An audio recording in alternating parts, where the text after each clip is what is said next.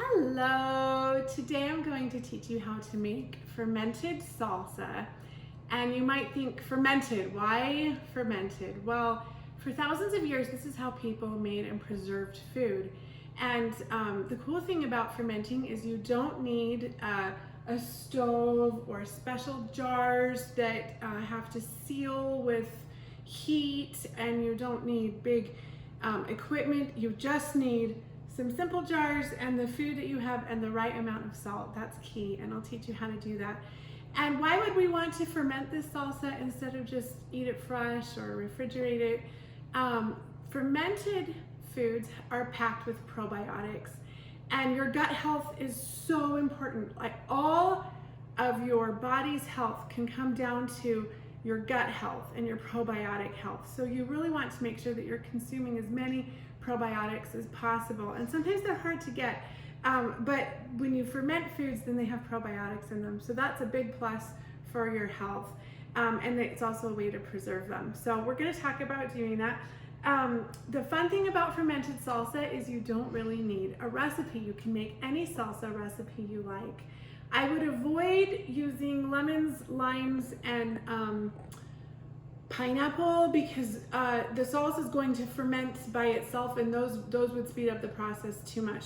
But you can use any tomatoes, peppers, onions, greens that you like in your salsa, and we're going to put it together and make something really delicious. Okay, so I've done a little prep, so you don't have to watch me cut all the fruit, but I've been chopping up some tomatoes, and I put them in a strainer because you don't want your salsa too watery. So I'm straining the tomatoes as I chop them, and I'm going to chop up just a few more. Some people get really overwhelmed about chopping tomatoes and you know, how finely do I have to do them, and they're such a pain. But really, if you have a good knife, it's so easy. Just half tomatoes, you lay them down half, and you do them one way and the other. You can just whip them out real quickly. It doesn't have to be all uniform. It doesn't have to be complicated. You can just, you know, do it quick and easy. This, the tomatoes will also become more tender as they ferment. So if you have any big pieces in there, they won't be like really big hard chunks. They're going to get a little more tender as you do the fermented process. So, all right, I've got these tomatoes. I'm going to add them to my colander here, and then we've got onion. I prepped this onion. Onions are the same as tomatoes. You just cut it on the lines. So the onion, basically, it tells you how it wants to be cut. And if you just half it and cut it on those lines, you usually want the onion pieces a little finer than the tomatoes. But it doesn't have to be a big deal. You don't have to get out a special chopping device or, you know, anything expensive. You just need a board and a knife. And you can chop your onion finely, real quickly. And again, you can use how much you like, because this is your salsa. So you can tweak it to your preference. You can use a little bit of onion, or a lot of onion, depending on how your family likes it. So put this in. I'm gonna add this to my tomatoes, let them keep draining. All right, and then cilantro. I think cilantro is key. I think cilantro is what makes it taste like salsa. And if you don't have cilantro, it might not taste like the salsa you're expecting. So I think the cilantro is really important. Don't worry about getting some of the stems in there. They have flavor too. Just try to chop it finely. Put in some cilantro. One key to this recipe or this process is don't wash your vegetables too much, because vegetables naturally have natural yeasts on the outside that are going to help in the fermentation process. And if you scrub them like crazy and get off all the good garden stuff, or wash them in vinegar, your ferment won't work. So just rinse off the dirt, and it'll work better that way. Let nature do some of its work for you. I've chopped up a pepper. This is a yellow pepper. I like my salsa to be lots of different colors. So I've used red tomatoes. I usually like using purple onion. I didn't have one today. It just shows you how flexible the recipe is. You can use white. But I like the yellow pepper in to just kind of give it, you know, more color. So that's a lot of fun. And again, just put in the ingredients you like, at least tomatoes, onions, cilantro, pepper, any kind of pepper. That's a good base. You can use those hot peppers if you want. And then we're going to put it on this scale. This part is really important for fermenting, okay? So first I gotta weigh the bowl. You can hear my clock in the background, but we're gonna weigh this bowl. And you can see it's 10 ounces, 10.1, okay. And actually, if I'm smart, I'll just zero the bowl and dump in now my drained tomatoes and the rest of my stuff. We're going to see how much this salsa weighs. I also often like to add crushed red pepper flakes and fresh garlic. That'll give it a really good taste as well. So this is 2 pounds, 6.9 ounces, basically 2 pounds, 7 ounces. So there's 16 ounces in a pound, that's 32 ounces plus 7, we're at 39 ounces. Now that's really important because now you need to take your calculator and you need to put in 39 ounces. You put in the number of ounces that you have, any number you end up with, but put in how many ounces you have, and then times it by 0.025.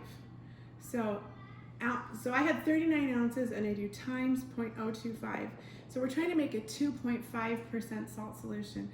So this is going to tell me how much salt I need. Okay, so when I times the 39 by 0.025, I get 0.97 ounces, basically 1 ounce. So I need 1 ounce of salt for this to have it be the right salty to ferment properly. So I've got my little bowl here, and I'm going to put it on and zero it, and I'm going to try to get exactly to 1 ounce of salt. And I'm using a natural salt. It's a mineral salt. This one is a Redmond salt. I also buy some salt from France that they harvest off the ocean. The point is, you don't want salt from Walmart or any other salt that has extra chloric acids or caking agents in it. You just want pure salt. So that's really important for fermenting, that you just use a pure mineral salt. Okay, so let's dump this in. I'm gonna get the scale up to exactly 1 ounce. Almost there. We don't want too much or too little.